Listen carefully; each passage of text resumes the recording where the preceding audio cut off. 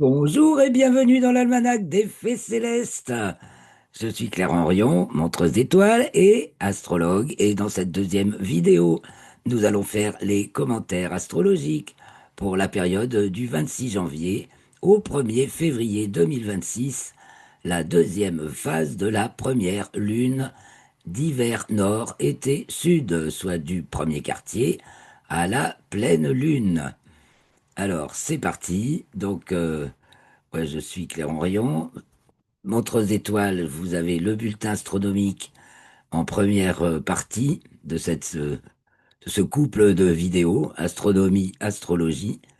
Donc, et je vous prépare à voir ce que vous allez voir et savoir ce que vous ne verrez pas durant cette phase lunaire. Donc, à peu près de semaine en semaine, mais parfois c'est 7 jours, des fois c'est 8 jours, puisque la Lune, les astres respirent et que ce n'est pas toujours réglé.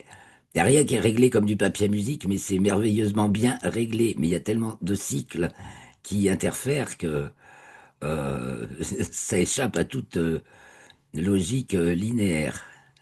Mais en revanche, les cycles sont bien là, donc c'est ce que nous étudions.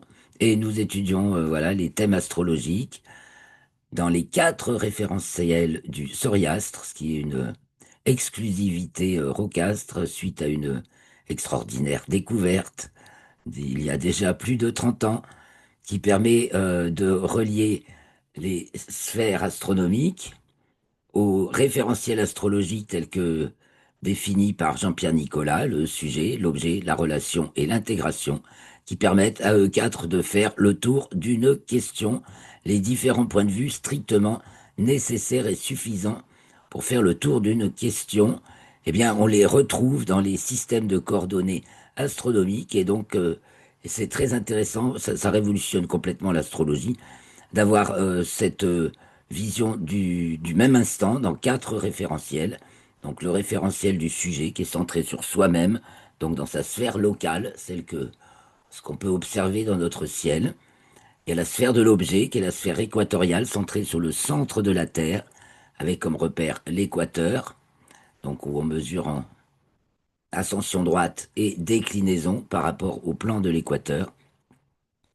Il y a la sphère écliptique, géo-écliptique, centrée sur la Terre, sur laquelle, en astrologie, on projette la sphère locale. Alors, soit on peut projeter la sphère locale sur la sphère écliptique, et ça donne le thème classique qu'on connaît, soit on projette la sphère écliptique sur la sphère locale, et ça peut donner le thème de domitude, par exemple.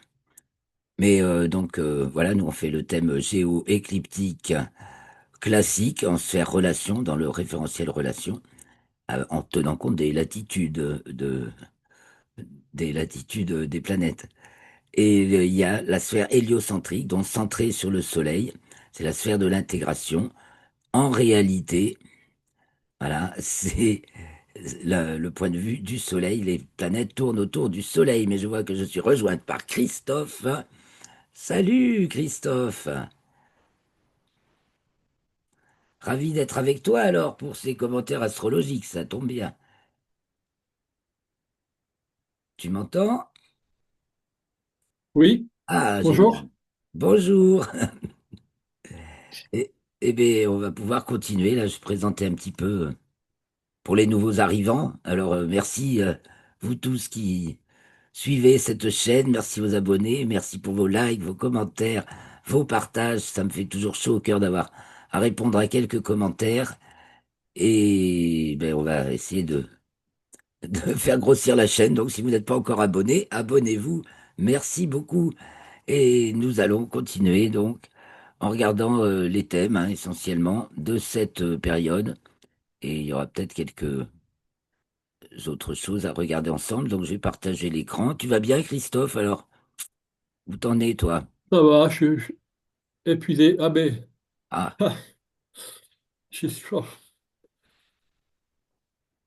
je, je me suis préparé à... J'ai fait un état des lieux des cartes astrologiques pour toute l'année 2026. ah, très bien. Moi, j'ai fait les ingresses solaires déjà. Les phases de lune et les ingresses. J'ai pas fait les phases de Et lune j'ai tout mis encore. Bah, ça très bien. j'ai mis ça de côté. Hein? Et enfin voilà, je suis en train de planifier tout ça et dès que j'aurai un peu de temps, je vais avancer en essayant de faire des prévisions à 3 mois à l'avance, mais en publiant au mois par mois. pour la météo, Voilà, oui. essentiellement. Hmm. Très bien, très bien.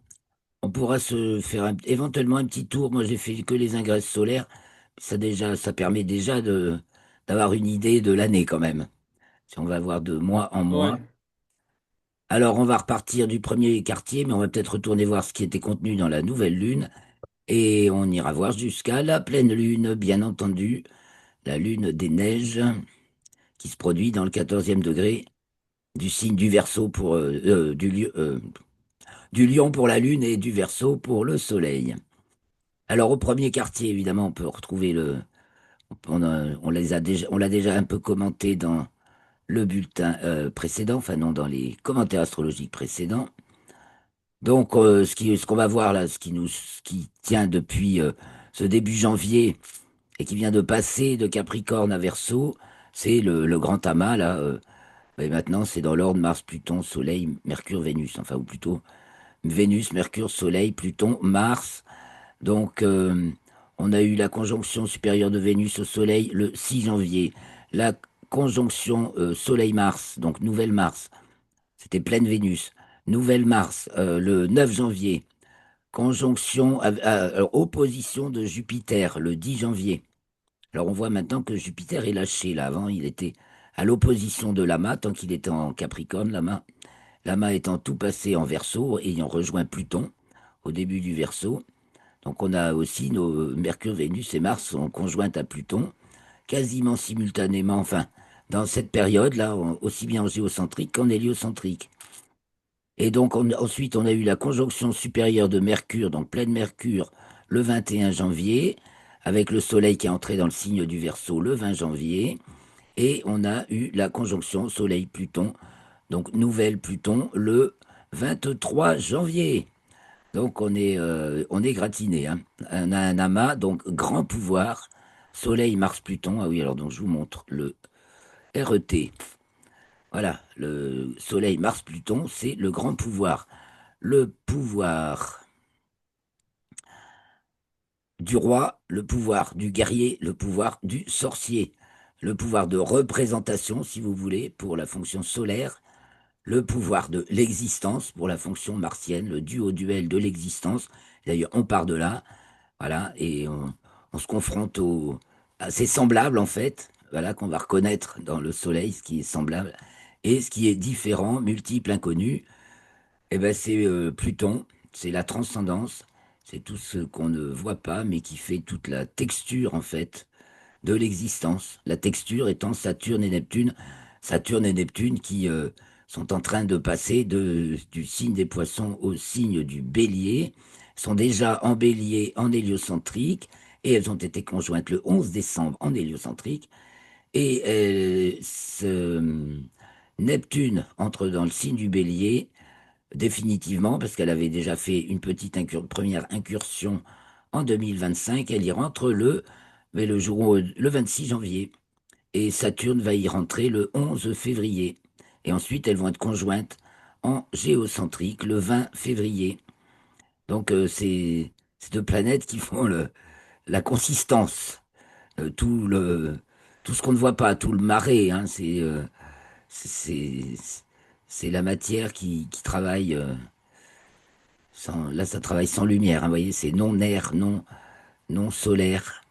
Et donc, au niveau des états de vie auxquels ça peut équivaloir, c'est le travail d'abord, hein, le, la recherche, le fait de creuser, d'approfondir, d'éprouver avec Saturne, et puis ce qui remonte sans qu'on puisse le reconnaître, justement la reconnaissance, elle est ici. Neptune, donc ça peut être c'est tout ce qui peut venir de l'avenir, les différentes lignes de temps qui vont s'actualiser. Depuis qu'il y a cette notion de ligne de temps, j'aime bien parce que ici c'est l'avenir, ici c'est le passé. On reconnaît ce qu'on connaît déjà, qu'on a déjà vu. Sinon c'est l'inconnu. Ici c'est l'inconnu, le multiple. Ici l'unique. Voilà, donc là c'est le multiple, tous les possibles. qui vont suivre des lignes, les lignes de temps possibles sont Neptune et celles qui vont, et ben voilà, ça va s'actualiser par un choix dans l'instant présent, Mars, du haut 2L de l'existence. Et donc on va choisir soit de faire profiter l'affaire, Jupiter, soit de la faire retomber en poussière, Saturne. On peut le dire comme ça.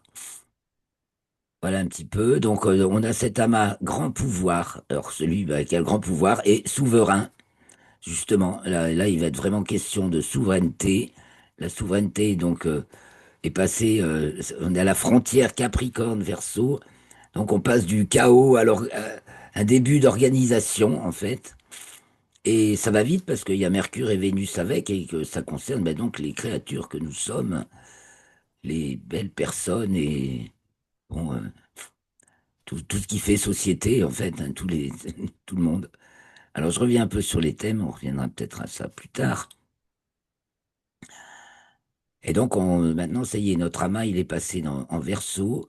Donc, j'ai fait un petit topo sur le signe du Verseau dans la vidéo précédente. Donc, je rappelle un peu, c'est la force d'excitation recréatrice majeure, euh, avec en revers la petite force d'excitation naturelle, d'inhibition naturelle du taureau, justement, où se trouve encore Uranus. Mais on voit qu'on a un trigone là, début Verseau, fin taureau, donc dans signe en carré. Ça marchait bien quand c'était en Capricorne, mais là, ça va commencer à... Voilà, c'est un trigone moins coulant que quand, quand- quand c'était en Capricorne. Capricorne, premier signe de terre. Et Taureau, deuxième signe de terre, le signe représentatif Capricorne, le signe existentiel Taureau, le signe transcendant de le Terre, c'est Vierge. Hein, c'est pareil, on retrouve le RET dans l'ordre des signes par, si on considère par élément, ou l'équivalent des éléments chez Jean-Pierre Nicolas, ça permet de revisiter justement les quatre éléments, feu, terre, air, eau, que je prierai les gens de mettre dans l'ordre. C'est incroyable, hein. Le zodiaque nous donne l'ordre des éléments. Feu, terre, air, eau. Feu, terre, air, eau. Trois fois feu, terre, air, eau. Alors si on n'a pas compris et qu'on les énonce dans n'importe quel sens, ça fait partie des... Pour beaucoup, ce sont des petits détails, mais pour moi, ces petits détails ont une importance capitale parce que c'est ça qui fait dériver une société et une civilisation. Et il y en a beaucoup comme ça à relever, et celui-ci en est un. Donc c'est un signe de confusion de nos jours. On voit des gens qui vous parlent des quatre éléments, ah, ils en parlent. Et c'est dans n'importe quel ordre. Alors je sais que Rudolf Steiner a donné un ordre, mais qui n'est pas réel. Et c'est bien sa peau de banane, hein, quelles que soient les qualités qu'on peut lui reconnaître. Là, c'est une énorme peau de banane. Il faut arrêter de gouroutiser des gens parce qu'ils ont fait des trucs bien, mais oui, mais ils ont fait des trucs bien et d'autres moins bien. Et suivre aveuglément quelqu'un parce qu'il est bien, puis après du jour au lendemain, dire ah non, il est nul. Mais non, il faut savoir prendre ce qu'il y a de bon dans chacun, dans chaque école, dans chaque proposition. On n'est pas obligé d'adhérer à tout. Il faut continuer à mener ses propres recherches. Voilà. Et donc, on a notre grand amas du grand pouvoir qui passe donc en verso, donc toujours en lenteur d'inhibition, mais en force d'excitation recréatrice et sens des combinaisons, des proportions, voilà, comme tous les signes fixes, sens des dosages. Donc, c'est là que s'élabore un nouveau projet de monde. Ça y est, le monde a basculé, hein. Là, cette semaine, avec Davos, ça a été la semaine de la bascule. Alors revenons un petit peu en arrière. Sur cette semaine de la bascule mondiale, il y a- donc on était à la nouvelle lune le 18 janvier. On avait donc Jupiter en Cancer opposé à euh, s- la nouvelle lune, Mercure et Mars, qui étaient encore en Capricorne. Vénus étant déjà entrée en Verseau, les choses et s'approchant de Pluton, voilà, c'est signe quelqu'un qui va tomber dans l'oubli. Du moins, un certain nombre de favoris qui vont être vus à l'envers. Il y a un renversement avec Pluton, on voit l'envers de la médaille.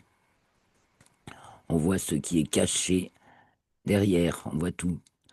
Et Uranus, donc une sur, une sur puissance, enfin une surorganisation, un surgouvernement. C'est toujours, c'est si Jupiter est le gouvernement, ça Uranus c'est l'instance au-dessus qui qui gouverne le gouvernement. Alors c'est là que ça peut jouer des problèmes d'interférence de souveraineté, évidemment. Et on voit bien que là, tout ce qui est gouvernement à l'intérieur des frontières, hein, le cancer, ça nous parle des frontières, et attaqué de manière frontale. Où j'ai relevé, c'est comme oui, un coup de poing dans le ventre de la bête. Là, on a l'énorme coup de poing, il y a tout qui bascule, quoi. Poum, le cancer, l'estomac, hein, un coup de poing dans le ventre, là, vous le voyez, à tous les niveaux, des plus apparents aux plus secrets et des plus réels. Alors, c'est beaucoup en parole, hein, avec Mercure, Mars-Mercure. Bon, on voit comment Donald Trump renverse tout le monde avec ses paroles et fait, bah, d'un côté, les premiers seront les derniers et inversement. Bon. Et on remarque toujours cette figure harmonique qui relie les planètes de transcendance, Pluton, Neptune, Saturne et Uranus, donc qui sont en double sextile trigone depuis début 2024, avec Neptune-Saturne qui s'y rajoute là. Alors maintenant, on a eu l'entrée du Soleil en Verseau le 20 janvier ici, donc pour tout le mois du Verseau, donc jusqu'au 18, jusqu'au 18 février. Donc notre amas bah, est en train de shifter, hein, donc le Soleil passe à son tour en Verseau. Il n'y a plus que Mercure et Mars en Capricorne qui font encore opposition à Jupiter, mais c'est la fin, ça lâche. Encore, hein, l'opposition est à 10 degrés séparants. Et donc, voilà, on a Uranus et Jupiter, ça aurait pu être du beau temps, mais non, ça n'a pas été. Ah oui, il y a quelque chose qui bloque. En héliocentrique, donc d'un point de vue, bah, d'un point de vue mondial intérieur, parce qu'il y a le point de vue mondial apparent dans la sphère équatoriale, donc c'est la valable pour tout le monde. Donc c'est un peu qui va être dit en vitrine. Donc ça tient, le vieux monde tient encore par un fil, mais c'est en train de lâcher. Le fil est vraiment en train de lâcher. Et là, du point de vue héliocentrique, donc d'un point de vue beaucoup plus spirituel, et quels sont les... En fait, ça nous parle des égrégores de pensée qui nous meuvent. Et bien là, on voit aussi qu'on est dans le Mercure-Mars conjoint en Capricorne. Ça, il y a un shift, un tour de passe-passe, multiplication de petits faits qui sont liés à la Russie aussi, hein, parce que Capricorne, alors je vous ai fait quelques topos déjà sur la géographie zodiacale. Donc typiquement Russie pour le Capricorne, Chine pour le Verseau et, euh, et Asie du Sud-Est, les poissons. Après, on a Poisson Bélier, le Japon. On reprendra ça. C'était il y a 2 semaines, je crois que j'ai développé ça. Donc, on a ce passage-là, déjà Mars et Pluton opposés à la Terre, donc, puisque c'était conjonction Mars-Pluton, puis Mars-Terre, en géocentrique, c'était conjonction Soleil-Mars, et après conjonction Soleil-Pluton, donc ça fait des oppositions Terre-Mars et Terre-Pluton en héliocentrique, avec bah, d'un côté les gouvernements, si vous voulez, et de l'autre côté les peuples, les gens là qui ont envie de passer à autre chose, ça c'est sûr. Attention au signe du Verseau qui a quand même comme faiblesse donc sa petite inhibition naturelle, donc qui est la force du taureau, et qui s'en fiche un peu des vies individuelles. On est dans le collectif, hein, Capricorne, Verseau, Poisson, on est dans le collectif et on est à l'ébauche d'un projet. Mais en revanche, on a Saturne et Neptune qui entrent en bélier, donc là, on va affirmer quelque chose de beaucoup plus personnel. Donc ça marche tout ça ensemble. Et est-ce que Saturne en Bélier, définitivement, va faire bouger, peut lancer un nouveau départ? Ah bah oui, bloquer les choses. déjà Bélier, c'est toujours un nouveau départ. Donc c'est un nouveau départ Et- des infrastructures, des soubassements, D'accord. des fondations, des choses. Mais là, on va dans les fondations plus que jamais, quoi, parce que on revisite tout notre passé neptunien, c'est-à-dire notre mémoire akashique même. Hein. Neptune, c'est ce qu'on appelle les mémoires akashiques. Donc on va être lié beaucoup plus bah, à tout ce que rejetait l'Occident jusqu'à présent, c'est-à-dire le monde spirituel, le monde invisible, qui pourtant fait que le monde des apparences se meut. Hein. Le monde invisible, il est là, intégration, sujet, structure, énergie, et le monde des apparences, il est ici, espace-temps. Donc là, on va complètement se régénérer et bâtir de nouvelles fondations. Et donc aussi, les pays vont complètement alors là, on voit, parce qu'il y a ces histoires de frontières, hein, il y en a beaucoup de questions. Donc Jupiter est en cancer et actuellement rétrograde. D'accord. Tout le monde est en train d'essayer de cerner ces frontières.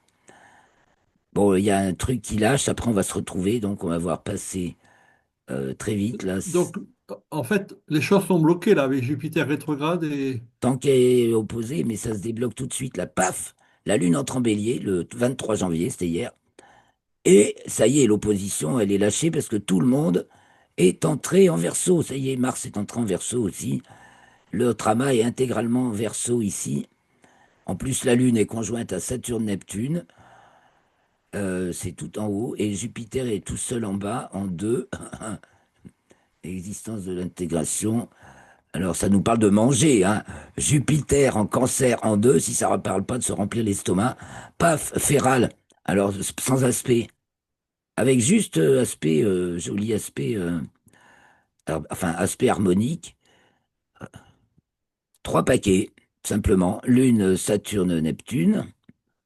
Donc qui rentre en bélier, donc une puissance mondiale incroyable, les réorganisées, voilà, c'est nouvelles fondations de l'organisation générale qui concerne toute l'humanité, sous menée par un, un idéal, un état d'esprit, un fil conducteur euh, bien précis. Et alors il y a aussi bien dans Uranus Taureau le côté canalisation forcée, hein, comme je l'ai dit souvent.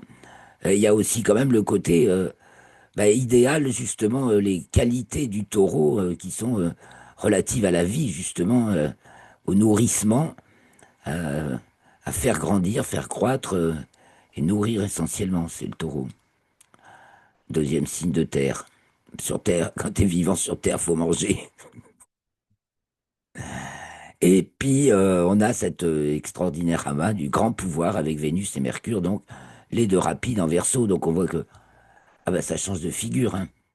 Et puis que les cartes sont remises sur la table, redistribuées, et qu'on voit peut-être mieux les vrais visages de chacun.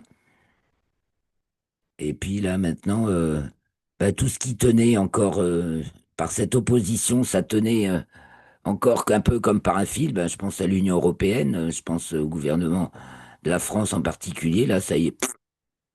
Hein, tous les faux, ils ont été dégommés là. Mars-Pluton, ça dégomme. Hein. Tous les faux sont dégommés. Donc ça, c'était le 23, la Lune entrant en bélier. Donc après Taureau, on va arriver donc à notre premier quartier. Premier quartier, parce que si tout le monde est en dessous, seul Jupiter sans aspect est en 7 diurne. Donc si on parle des gouvernements, alors on va regarder, on va voir que dans le plan équatorial, c'est très tendu. Et Uranus ne fait et Jupiter fait pas d'aspect. Dans le plan en héliocentrique, Mars est encore un tout petit peu en Capricorne. Bon, là, ça se défait. C'est dynamique.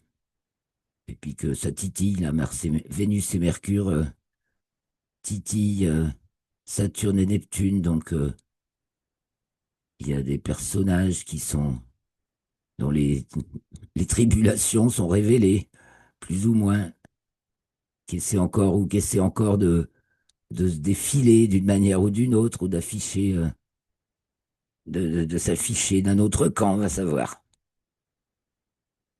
La Lune entre en Gémeaux, le 27, elle est conjointe donc à Uranus et conjointe aux Pléiades. Saturne et Neptune sont descendants. Alors, ascendant Vierge, ah oui, on a regardé. Premier quartier, ascendant Sagittaire, donc un lien avec l'international. Alors nous, si le gouvernement est encore là, il pédale tout seul entre lui. Et là, ça se passe ailleurs. Et oui, alors je disais que chaque pays a cette tendance générale avec Jupiter en Cancer, va se refermer sur ses frontières, ce qui est son espace vital. Et puis qu'après, quand Jupiter va arriver en Lion, donc à fin juin, ça va être l'affirmation des identités nationales. Il est certain que, alors l'Europe a peut-être complètement coulé, les identités nationales qui la composent, bah, elles sont vieilles, elles sont ancrées, elles sont pas prêtes à s'oublier, sauf si elles sont effacées effectivement par une grande vague d'immigration qui fait que ça noie beaucoup de choses.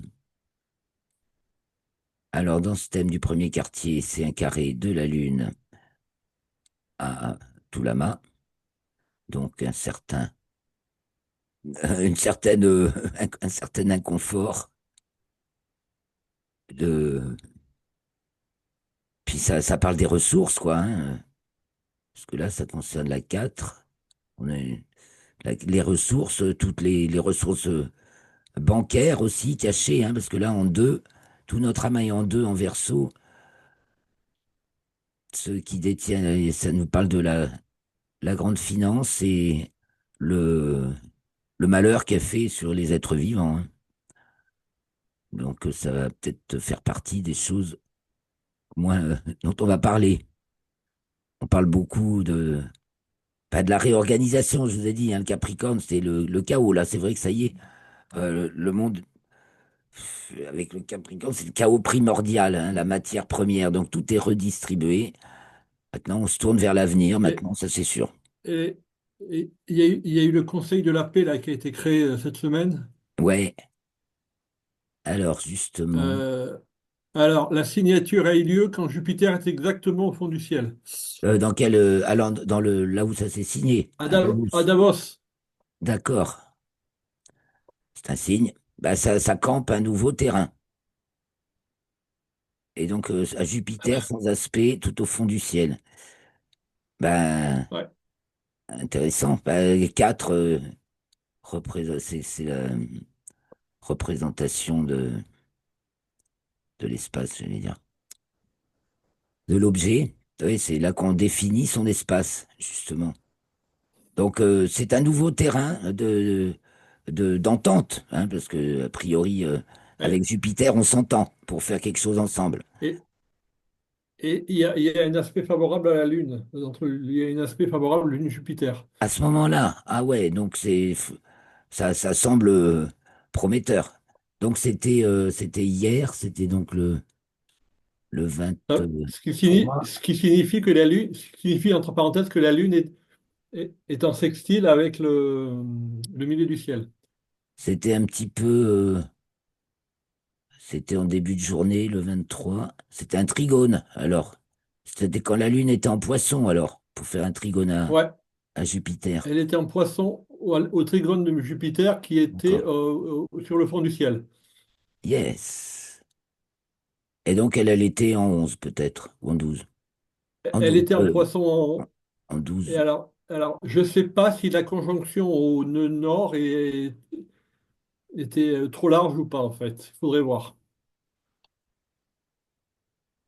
Oh, bah, elle était pas loin, quand même. À noter, oui, t'as Non, mais au raison. moment de la signature, Oui, bah, oui, je sais bien, mais bon, bah, pour faire un trigone à Jupiter, là, je vois Jupiter à 18 du Cancer, donc la Lune était par là, quoi, oui, elle était à moins de 10 degrés du nœud nord. Donc, une certaine conjonction, peut-être plus près que bon, ça encore. Notable, parce que de toute façon, ça concerne tout le monde quand ça passe. Enfin, dans ce cas-là, c'est la fonction lunaire collective quand ça passe au nœud. Et puis, un nœud nord, c'est favorable à quelque chose qui sort de terre, qui émerge. Donc, Et en même temps, c'est un peu comme j'allais dire, une boursouflure sur quelque chose d'existant déjà, l'ONU, et qui promet de donner de beaux bourgeons, tandis que l'ONU est gangrénée, comme toutes les grandes institutions. Alors, on continue notre exploration. Premier quartier le 26, la Lune entre en Gémeaux le 27. Donc là, il y a un petit demi-carré à Jupiter, chargé de Uranus, encore la Lune. Donc, bah, encore des tiraillements de pouvoir quand même entre les instances, les représentants de base et les représentants des représentants.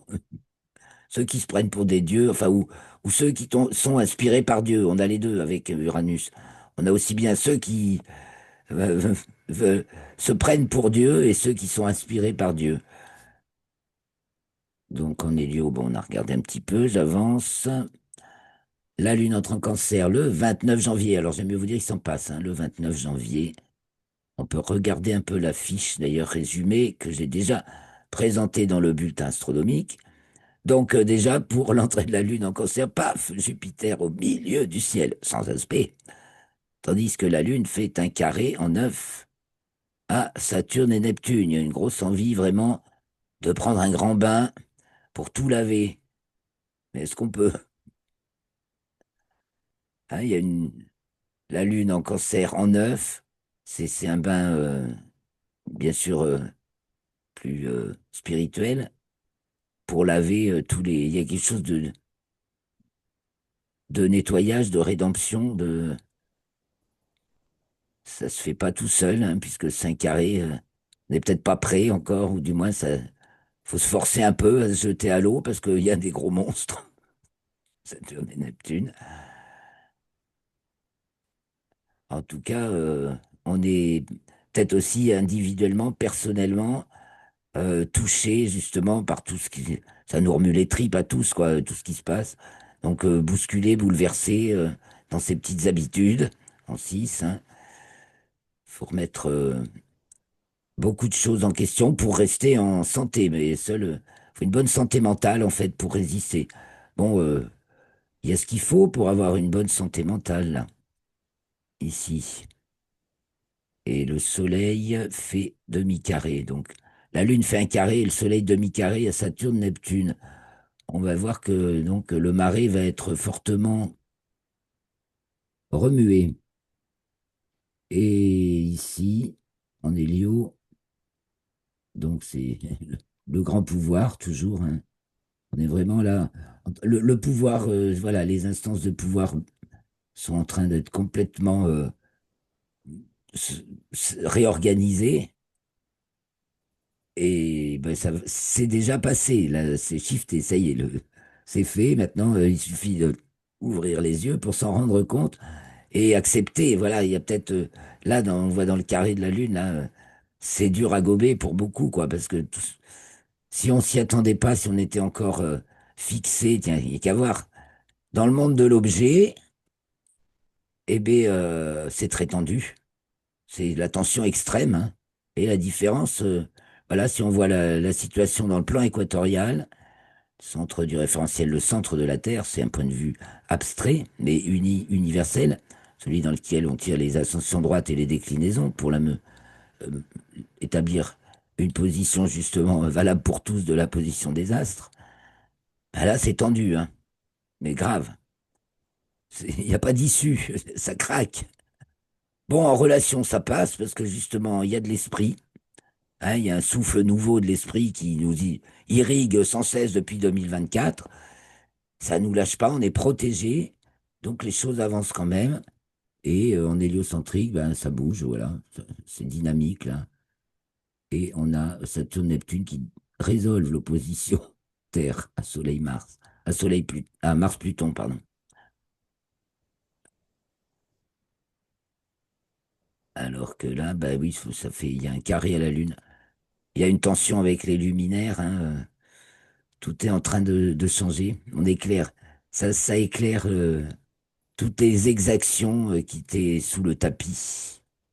Alors avançons, ben, on arrive à la pleine lune, le 1er février, à 22h08 TU, soit 23h08 donc au milieu de la nuit. La nuit de la pleine lune, c'est la nuit du 1 au 2 février.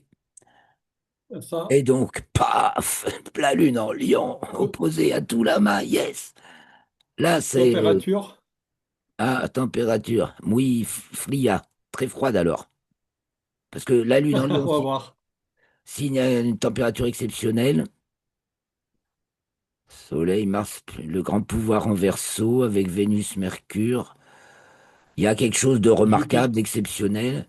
Ça concerne effectivement les températures, hein, localement c'est 11 et 5. On a annoncé beaucoup de froid là. Moi, ils savent, normalement, ils là, savent pas trop, ils savent ouais, pas trop parce que il y a un froid polaire en Ukraine et je sais ouais. pas si Et on on va pas y est avoir droit. en Amérique du Nord aussi, alors nous, on aura bien Ouais. quelque chose.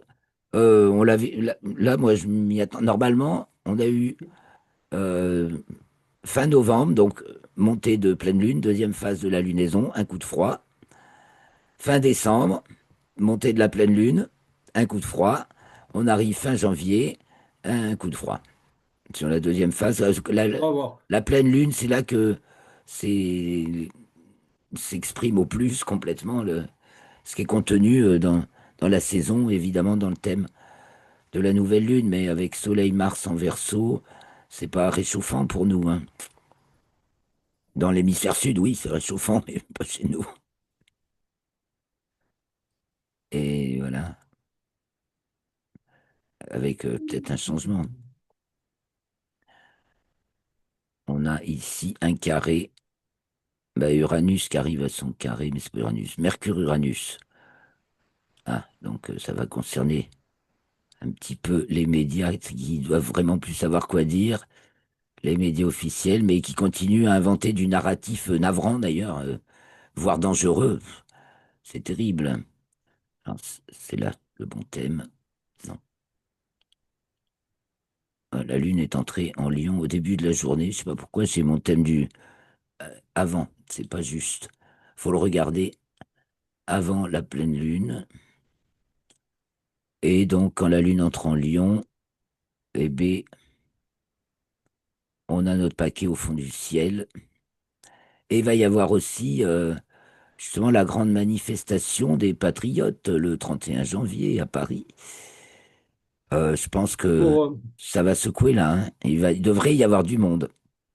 L'affaire fait boule de neige, hein, pour la paix, c'est sortir. l'anniversaire du Brexit. En plus, ça tombe bien, L'anniversaire du Brexit. ça Mais donne c'est fait des, exprès. ça donne des idées. Bah oui, bah, parce que de toute façon, d'organisation aussi, oui, peut-être ça en fait partie, dirons-nous. Ouais, voilà. Donc, bah, on souhaite, ouais, Saturne, Neptune, ça va faire, est-ce que ça va faire du monde dans les rues? Demi-carré soleil, peut-être il fera bien froid. Le soleil au fond du ciel avec tout le monde là, tout. Euh, ok. Avec un ascendant scorpion, ça peut mordre. Donc ce jour là c'est le 1er février à 0h08, donc c'est la fin de la journée du 31, quoi. Et la Lune Ouais. sera conjointe à Jupiter le 31. C'est le jour de la conjonction Lune-Jupiter. Donc pour organiser une manifestation avec du monde, c'est bien le jour où la Lune est conjointe à Jupiter. C'est- Donc, mais il y a du En coup, il y a. cancer, en plus, c'est fort. Eh bien oui, là on parle beaucoup de justement de nos frontières, de redéfinir notre espace, quoi. Que chacun se replie sur son espace pour pas perdre ce qu'il est, son authenticité, ses racines. Il y a tout ça dans le signe du cancer, oui.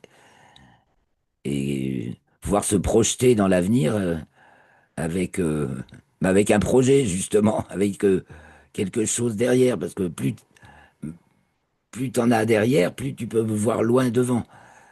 Et donc, c'est pour développer une vision à plus long terme. Alors ça, pour ça, le Verseau est idéal.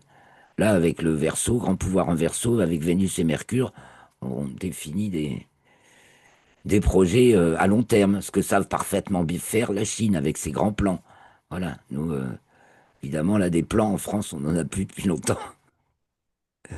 Nous, on est le contraire, on est typé lion, et on n'en fait qu'à notre tête. du moment que c'est moi, c'est moi, c'est moi. Ah, un piège. Oh, où ça? Quel piège? C'est le lion. Bon, ben, on a fait un petit tour. On n'aura pas le temps d'en faire beaucoup plus.